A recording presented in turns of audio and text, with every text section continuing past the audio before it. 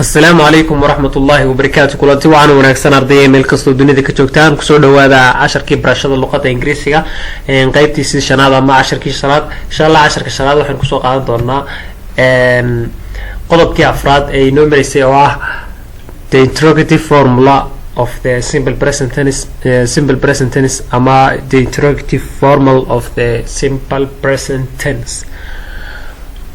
haddaynu qodobkan afraad daawadayaal af Soomaali bedelo waxa weeye qaabka ama qaacidada isticmaalayso marka doonayso hadalkii caadiga inaad ka dhigto su'aal.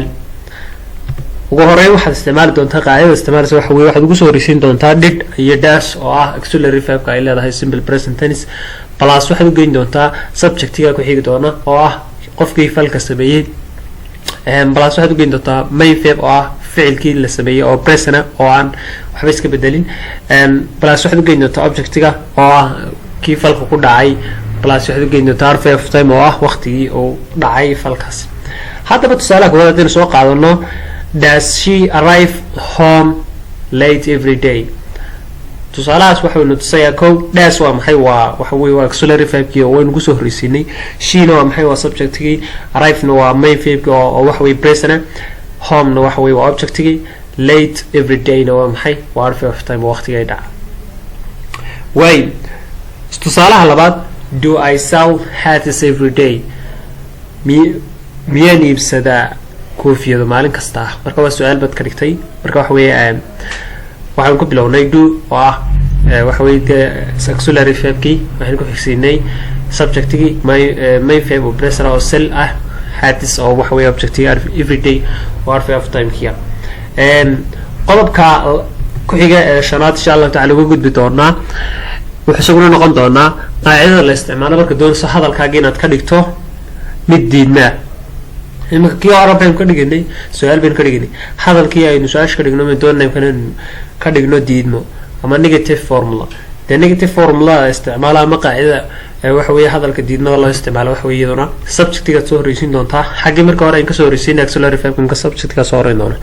marka auxiliary verb-ka ku xigi doona oo do iyo dash plus not ba ku sii xigi doonta oo marka laba saddex soo israaci doonaan ama marka subject-iga qorto waxaad ku xigsiin auxiliary verb-ka isticmaalayso ama do ama dash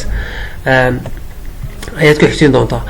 marka not no raacin doontaa. marka waxa ku xigi doona main verb oo present waxa ku xigi doona object-gii waxa ku xigi doona verb of time. tusaalaha koowaad aynu qaadano she does not arrive home late every day.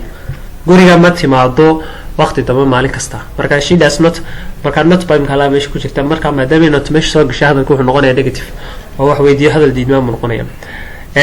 tusaalaha labaad I do not sell hats every day. anigu ma iibsado maalin kasta koofiyado. marka waxa weeye hadalkii waxaan gelinay not ba meesha soo gashay maadaama not meesha soo gashay waxa weeye noqonaysaa negative. waayo qodobka ku xiga lixaad insha Allah ugu gudbina wuxuu noqon doonaa halka ugu dambeey doona tag question. hadalka ma doonaysaa inaad hab gaaban u qorto ama short form ba loo yaqaan. short form marka doonaysaa hadalkaagii qaab gaaban doonaysaa ama aad soo gaabiso ama hadalkii aad hab gaaban u qorto maxaad samaynaysaa ama qaacida noocyada la isticmaalo.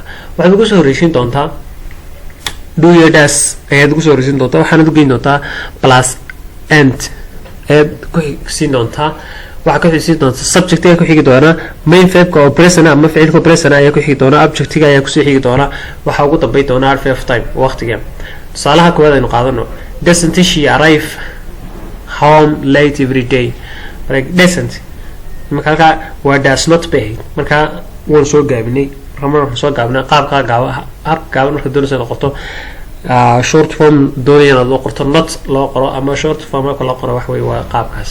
marka doesn't she arrive miyayna soo gaarin home guriga late every day waqti dambe maalin kasta. marka maalin kasta miyayna guriga waqti dambe soo gaarin waa tag question but doonaysa qodobka labaad ama xigta tusaalaha labaad baan jeeda don't I sell hats every day.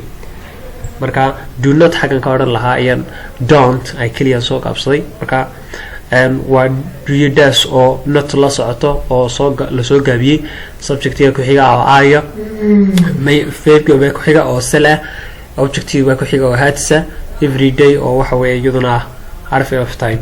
intaas insha Allah kusoo koobi doonaa 10 kamid lamid inta ku kulmayno waxaan kaga tagay assalaamu calaykum waraxmatullaahi wabarakaatuh. fadlan subscribe dhaha channelka page-kana like ta saara. aad baad mahadsantiin ardayay waxaan rajaynayaa inaad wax ka fahanteen. wassalaamu calaykum waraxmatullaahi wabarakaatuh.